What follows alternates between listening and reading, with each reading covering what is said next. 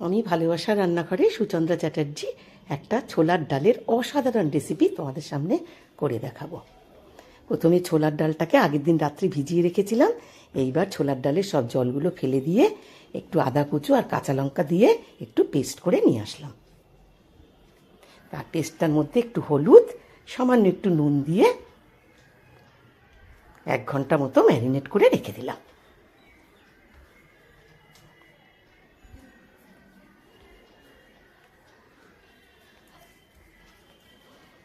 এই দেখো 1 ঘন্টা বাদে আবার ফিরে এলাম।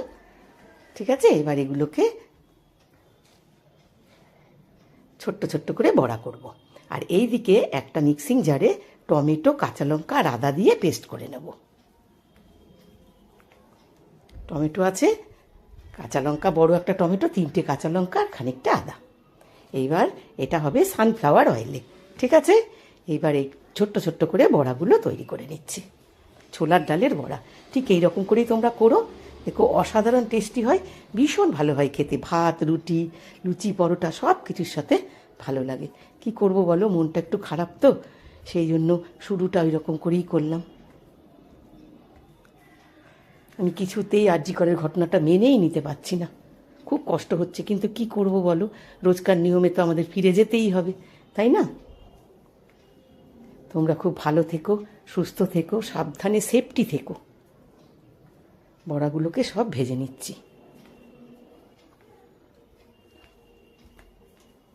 আজকের আমাদের শনিবার তো নিরামিষ, সেই জন্য ডাল করেছি, ভাজা করেছি, আর এই বড়ার তরকারিটা করছি, আর একটু চাটনি করেছি।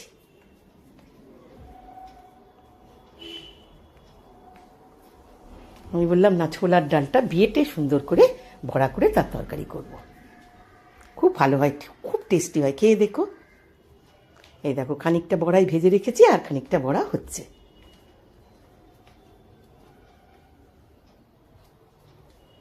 মনটা একদম ভালো নেই, সব কিছুই করতে হচ্ছে, অথচ একটা খিচখিচে মতন থেকেই যাচ্ছে। কি করব বলো, সবার বাড়িতে মেয়ে রয়েছে না, মেয়েরা রয়েছে, ছেলেরা রয়েছে, সবাই যদি এইভাবে রেপ্ট হয় তাহলে কি করে হবে বলো। এবার এই তেলটার মধ্যে বড়াগুলো ভাজা হয়ে গেল, এবার এই তেলটার মধ্যে আলুগুলোকে ভেজে নিলাম। শাস্তি তো চাই না, শাস্তি তো দিতেই হবে। কিছুতেই আমি মেনে নিতে পারছি না, আমার ভীষণ কষ্ট হচ্ছে। কি করব বলো, খাওয়া দাওয়া সব কিছু, আনন্দ ফুর্তি সবই তো একটু একটু করতেই হবে। আলুগুলোকেও ভেজে নিলাম, বড়াগুলোকে ভেজে নিলাম। এবার ওই সাদা তেলটার মধ্যে একটু জিরে ফোড়ন দিলাম, আর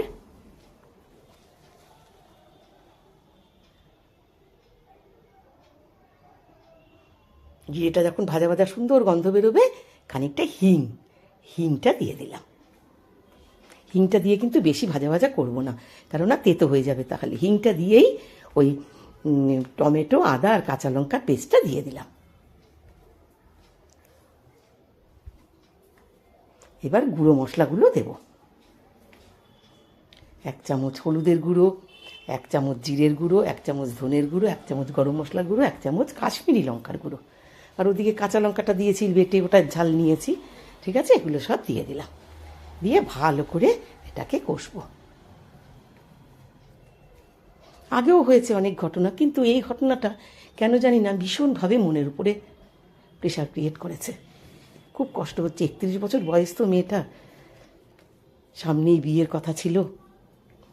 তারপরে কষতে কষতে যখন আধ কষা হয়ে যাবে তখন আলুগুলো দিয়ে দিলাম, দিয়ে ভালো করে কষবো। নভেম্বর মাসে মেয়েটার বিয়ের কথা।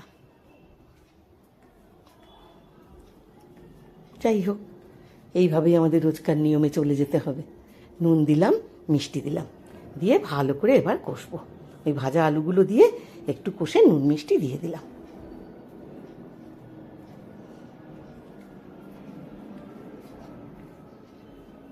দিয়ে এবার গরম জল করে রেখেছি, যখন কষা হয়ে যাবে তেল ছেড়ে দেবে, ওই দেখো তেল খুব সুন্দর ছেড়ে দিয়েছে।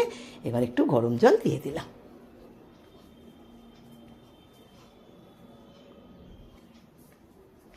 আলুগুলো খুব ভালো করে সিদ্ধ হয়ে যাক, কেননা বড়া দিয়ে বেশি ফোটাবো না, ঝোলটাও টেনে যাবে আর বড়াগুলোও ভেঙে যাবে। সেই জন্য বড়াটা পরে দেবো সবার শেষে। এই দেখো টকবক করে ফুটছে, আলুটাও সেদ্ধ হয়ে গেছে।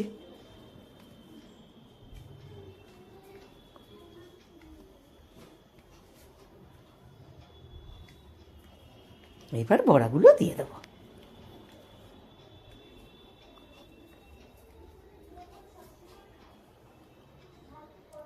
বড়াগুলো দিয়ে ঠিক 2 মিনিট মতন ফোটাবো।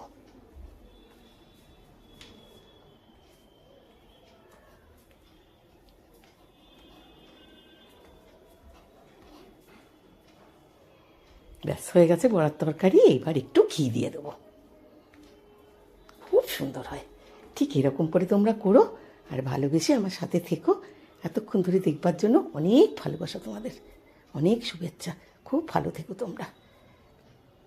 এই চাপা দিয়ে দিলাম, একটা চাপা দিয়ে স্ট্যান্ডিং টাইমে খানিকক্ষণ রেখে দিলাম। এবার চাপাটা আলগা করে দেখো ফাইনাল লুকটা দেখিয়ে দিচ্ছি। এই